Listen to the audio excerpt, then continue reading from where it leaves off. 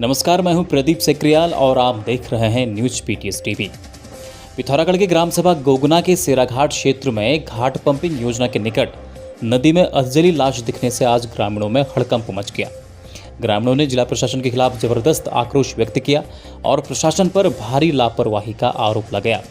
ग्रामीणों का कहना है कि इसी स्थान के आसपास कोरोना शवों को जलाया जा रहा है और इस तरह अधजली लाश के दिखने से क्षेत्र में कोरोना संक्रमण और अन्य बीमारियों के बढ़ने का खतरा है। आपको बता दें, यहाँ के ग्रामीण पिछले कुछ दिनों से प्रशासन द्वारा किए जा रहे कोरोना शवों के अंतिम संस्कार पर सवाल खड़े कर रहे हैं। आज इस घटना को लेकर कांग्रेस ने प्रशासन और बीजेपी पर निशाना साधा है।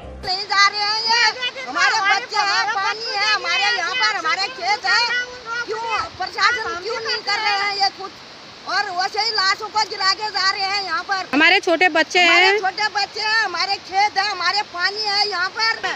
ये क्या है पिथौरागढ़ में प्रशासन है, क्या है ये? देखिए, पिथौरागढ़ के घाट में जहाँ पे घाट पंपिंग योजना से पानी पिथौरागढ़ के लिए आता है, उस क्षेत्र के समीप पे एक तैरती हुई लाश दिखाई गई है जो अधजली है। क्षेत्र के जो ग्राम प्रधान है और क्षेत्रीय लोगों में खासा रोष है और उन्होंने बताया कि उसी के समीप पे कोरोना के जो मृतक हैं उनकी लाश जलाई जाती है और अब उस क्षेत्र में एक आधी जली हुई तैरती हुई लाश अपने आप में प्रश्न खड़ा करती है सरकार पे, प्रशासन पे। हम भारतीय जनता पार्टी से पूछना चाहते हैं कि क्या उनको पहाड़ के स्वास्थ्य के साथ कोई सरोकार नहीं है? जिस तरीके से वो लाश तैर रही है वो किसी भी कोरोना की महामारी को जन्म दे सकती है, अन्य महामारी को जन्म दे सकती है। सरकार ने, प्रशासन ने इसमें त्वरित कार्यवाही करते हुए इसमें कोई एक सही निर्णय लेके उस क्षेत्र के लोगों से वहां पे मिलना चाहिए। कोरोना संक्रमण की रोकथाम के लिए जिला प्रशासन द्वारा सिविल सोसाइटी ऑर्गेनाइजेशन के साथ मिलकर हर विकास खंड में निगरानी टीम बनाई गई है। लेकिन जिन एनजीओज को नोडल बनाया गया है उनका कहना है कि वो गांव की समस्या को प्रशासन तक तो भेज दे रहे हैं, लेकिन प्रशासन की तरफ से त्वरित कार्यवाही नहीं की जा रही है, जिससे गांव में कोरोना संक्रमितों तक समय पर दवाइयां नहीं पहुंच पा रही हैं। मेरा नाम बबीता पुनेठा है। मैं इस पिथौरागढ़ में लक्ष्य महिला समिति नाम से एक एनजीओ यहाँ पे चलाती हूँ। इस समय जिला प्रशासन के द्वारा एक सीएसओ ग्रुप बनाया गया है जिसमें जिनके जो नोडल अधिकारी हैं वो जिला शिक्षा अधिकारी एक गुसाई जी हैं। तो उनके मार्गदर्शन में हमें अभी मुनाकोट ब्लॉक का नोडल एनजीओ यहाँ पे बनाया गया है, उसका दायित्व हमें दिया गया है, जिसके लिए हमें गाँव में जितनी भी मुनाकोट ब्लॉक के अंदर जितने गाँव आते हैं तो उनके ग्राम प्रधान, आशा कार्यकर्ता, एएनएम से बात करके उस गांव में अगर कोई समस्या है कोविड को लेके तो उनको उनके सामने लाना है और अगर इस तरह प्रशासन से जो भी उनके लिए मदद हो सकती है तो उनके लिए वो जो सुविधाएं हैं वहां तक पहुंचाने का काम है, क्योंकि इस समय जो है कोविड सबसे ज़्यादा गाँव की तरफ फैल रहा है। और लेकिन अभी दिक्कत हम लोगों को ये आ रही है कि गाँव में जो ग्राम प्रधान है वो अपनी समस्या तो हमारे तक पहुँचा दे रहे हैं, लेकिन आगे से प्रशासन के द्वारा जब हम जितनी भी जो उनकी एप्लीकेशंस हैं उनको भेजते हैं तो सरकार के, हालांकि देखिए अब सरकार के द्वारा जो है सारी चीज़ें, अभी दवाइयाँ हैं, किट हैं, पीपीई किट हैं, मास्क, सैनिटाइज़र, हर चीज़ जो है जिला प्रशासन को भेज दी गई है हर जगह पे, लेकिन वहाँ से एक मिसमैनेजमेंट हो रहा है। ये मैनेजमेंट इस तरीके से नहीं है कि ये गाँव में तुरंत पहुँच जाए, क्योंकि स्वास्थ्य को देख के अगर हम देखें, अगर कोई और चीज़ अगर होती तो इतनी प्रॉब्लम नहीं थी, अगर वो डिले भी होती, थोड़ा लेट भी पहुँच जाती, लेकिन स्वास्थ्य को देख के अगर कोई किसी गांव में कोई सैम्पलिंग टेस्ट होने के बाद पॉजिटिव आ रहा है और उसको 4-5 दिन तक दवाइयाँ नहीं मिल रही है तो ये बहुत बड़ा एक हेल्थ इशू है कि अगर कल के दिन उसकी तबीयत अगर वो सीरियस हो जाता है तो फिर उसकी जवाबदारी कौन देगा। तो इसके लिए हमारा जिला प्रशासन से भी हम एक आग्रह करना चाहेंगे कि जितनी जल्दी हो सके कि स्वास्थ्य व्यवस्थाओं को गांव तक पहुंचाने का काम करें। दूसरा, जो गांव में काम करने वाले जो आशा कार्यकर्ता है, एएनएम है, फार्मासिस्ट जो वहाँ पे इन्होंने अपॉइंट कर रखे हैं, तो उनको भी दिशा निर्देश मिले कि वो लोग भी सही तरीके से काम करें और तुरंत वो टाइम पे उनके पास दवाई पहुँचाए, क्योंकि ये सबसे ज़्यादा मेन इशू आ रहा है हमारे को। ऐसे कई गांव हैं जहां मोटर मार्ग नहीं है और उनके पास मरीजों को मुख्य मोटर मार्ग तक लाने को स्ट्रेचर तक नहीं है। ऐसे में स्वास्थ्य विभाग को ऐसे गांवों को स्ट्रेचर उपलब्ध कराने की ज़रूरत है। और कहीं कहीं शिकायतें ऐसी भी आ रही हैं कि कोरोना मरीजों को कौन सी दवा कब लेनी है इसकी सही जानकारी नहीं हो पा रही है। हालांकि जो मेडिकल किट उन्हें दिया गया है उसमें सारी जानकारियाँ दी गई हैं। ऐसे में स्वास्थ्य विभाग को आशा कार्यकर्तियों और एएनएम को इसकी ट्रेनिंग ज़रूर देनी चाहिए ताकि वो मरीज को सही औषध निर्देशन दे पाएं।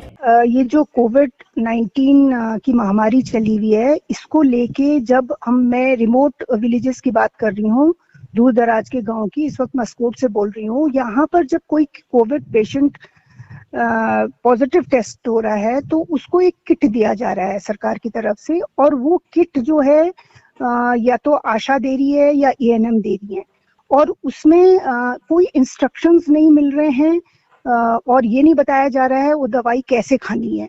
तो मेरा तो प्रशासन से बहुत निवेदन इस बात का है कि इनको जो आशा है या फिर जो एएनएम है, इवन आंगनवाड़ी के थ्रू भी जा रहा है ये किट, तो उनको कम से कम एक ट्रेनिंग मिल जाए और वो बताएं कि होम आइसोलेशन कैसे करना है, वो दवाइयाँ कैसे लेनी है। एक ऐसा हादसा हुआ है कि उसमें एक वैसे तो ये सारी कैल्शियम और माइल्ड दवाइयाँ हैं, मगर एक ऐसी दवाई है जो 72 घंटे बाद खानी थी और पेशेंट ने 2 रात लगातार खा दी उसे, तो वो बात नहीं बताई गई थी। और उस जो पर्चा होता है, जो टैबलेट होती है, उसके ऊपर गोले बने रहते हैं डे एंड नाइट का। तो मेरे को लगता है ये एक बहुत बड़ी गलती है। और उस पेशेंट का ऑक्सीजन बहुत ड्रिप हो गया, डीडी हार्ट इमरजेंसी में ले जाना पड़ा। तो वहाँ डॉक्टर साहब ने कहा ये तो तुमको 72 घंटे में खानी थी और आप तो दमा की पेशेंट हैं, आपको तो अभी लेना ही नहीं था इसको। तो मेरा ये कहना है कि ट्रेनिंग की सख्त जरूरत है। देखिए हम अच्छा काम कर रहे हैं, किट पहुंचा रहे हैं, मगर वो क्या करें अगर पता नहीं होगा कि उसको कैसे लिया जाए। मुझे लगता है एक बहुत बड़ा गैप दिखाई दे रहा है हमको।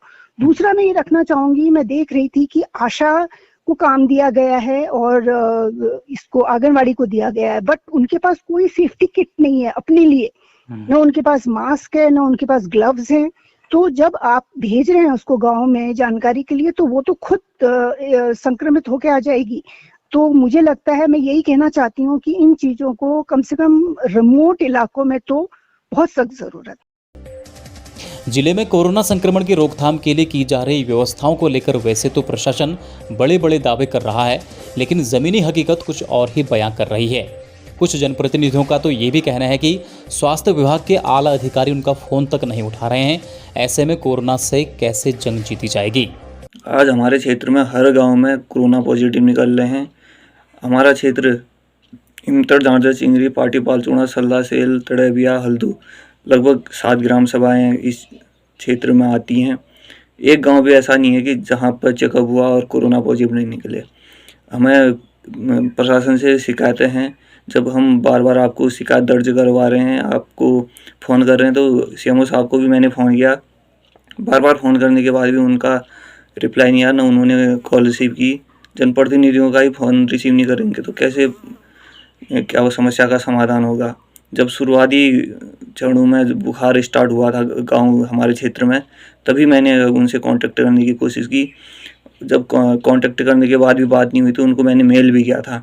फिर हमने न्यूज़ चैनलों का सहारा लिया। न्यूज़ चैनलों का सहारा लेने के बाद बड़ी मुश्किल से यहाँ पर कैंप लगाया गया। मैं सीएमओ साहब से फिर से निवेदन करना चाहूँगा कि क्षेत्र में एक बार और कैंप लगाया जाए, कुछ लोगों की सैंपलिंग ली जाए, जो पॉजिटिव निकले कि उनका दोबारा सैंपलिंग हो, और उनके परिवार के सदस्यों का और जो गांव में बीमार पड़ रहे हैं उनका फिर से सैंपलिंग हो, जिससे कि जो डर का माहौल है वो कम हो सके। पंगापानी मवानी दारमा मोटर पुल का निर्माण कार्य एक लंबे समय से अटका हुआ है।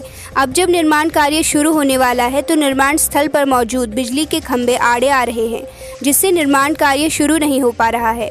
लोनिवी द्वारा बिजली विभाग को अवगत कराने के बाद भी निर्माण स्थल से अभी तक पोल नहीं हटाए गए हैं, जिससे निर्माण कार्य शुरू होने में देरी हो रही है। ग्रामीणों ने बिजली विभाग की लापरवाही पर नाराजगी व्यक्त की है। पुल के अबटमेंट की खुदाई होनी थी, उस स्थान पर बिजली के पोल आ रहे हैं।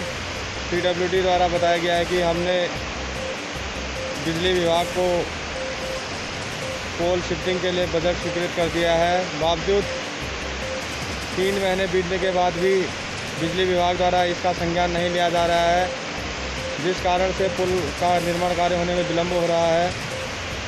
अगर इस हफ्ते यानी 5 दिनों के अंदर बिजली का पोल जो है दूसरे स्थान पर शिफ्ट नहीं किया जाता है तो हम समस्त क्षेत्रवासी कोविड नियमों का पालन करते हुए धरना प्रदर्शन करने के लिए बाध्य होंगे, जिसके लिए बिजली विभाग जिम्मेदार रहेगा। देवलथल के लोगों ने वैक्सीनेशन शुरू करने की मांग पर आज सरकार के खिलाफ प्रदर्शन किया। उन्होंने कहा सरकार कोरोना के खिलाफ टीके को हथियार बता रही है, लेकिन पर्याप्त वैक्सीन की व्यवस्था नहीं कर पा रही। कहा यहाँ बने केंद्र में न तो युवाओं के लिए वैक्सीन है और न ही बुजुर्गों को टीका लग रहा है। यहाँ केंद्र खोलने का कोई औचित्य नहीं रह गया। धारचूला में फल, सब्जी, मांस, मछली को दोगुने तिगुने दाम पर बेचने की शिकायत के बाद आज एसडीएम ने संबंधित विभाग के अधिकारियों के साथ फल, सब्जी, मांस, मछली की दुकानों का औचक निरीक्षण किया। इस दौरान 8 दुकानदारों का चालान भी किया गया। प्रशासन ने सभी विक्रेताओं को मानक से अधिक मूल्य पर सामान बेचने पर कड़ी कार्यवाही की चेतावनी दी है। शिकायत बार बार आ रही थी कि सब्जी मंडी में हमारे यहाँ जो थोक भाव विक्रेता हैं और इसके अलावा जो फुटकर विक्रेता हैं वो जो है बड़ी महंगी सब्जी दे रहे हैं। और ये शिकायत बार बार आने पर हमने जो है फूड इंस्पेक्टर को बुलाया, सप्लाई इंस्पेक्टर को बुलाया, नगर पालिका को बुलाया और पुलिस को बुलाया और एक टीम गठित करके हमने निरीक्षण करने के लिए भेजा है। तो टीम के द्वारा जो है कुछ चालान भी किए गए, 2700 रुपये के चालान किए गए। इसके अलावा जो है उनके द्वारा बताया गया कि वाकई में कुछ थोक विक्रेता जो हैं वो अत्यधिक रेट लगा रहे हैं और उनके ऊपर कार्रवाई की जानी चाहिए। तो हमने इस संबंध में जिलाधिकारी महोदय से भी जो है निर्देश मांगे हैं। तो जिलाधिकारी महोदय द्वारा कहा गया कि पहले आप जो है सबका रेट फिक्स कर दीजिए और उसके पश्चात अगर उसका उल्लंघन करते हैं तो आप इनका चालान कर दीजिए। पिथौरागढ़ से विधायक चंद्रा पंत ने आज स्थानीय अस्पतालों का निरीक्षण किया एवं कोरोना काल में लोगों को बचाने में जुटे मेडिकल स्टाफ की सराहना भी की। विधायक पंत ने कहा अस्पतालों में हो रही समस्याओं का निस्तारण तत्काल प्रभाव से किया जाएगा, जिसके लिए प्रदेश स्तर पर पत्राचार किया जा रहा है। इस दौरान उन्होंने मरीजों का हाल जानने सहित मरीजों को मिलने वाली सुविधाओं का जायजा लिया। साथ ही उन्होंने हंस फाउंडेशन से मिले चिकित्सा उपकरणों का महिला और जिला अस्पताल में वितरण किया। उन्होंने हंस फाउंडेशन की चेयरपर्सन मंगल माता का आभार जताया है।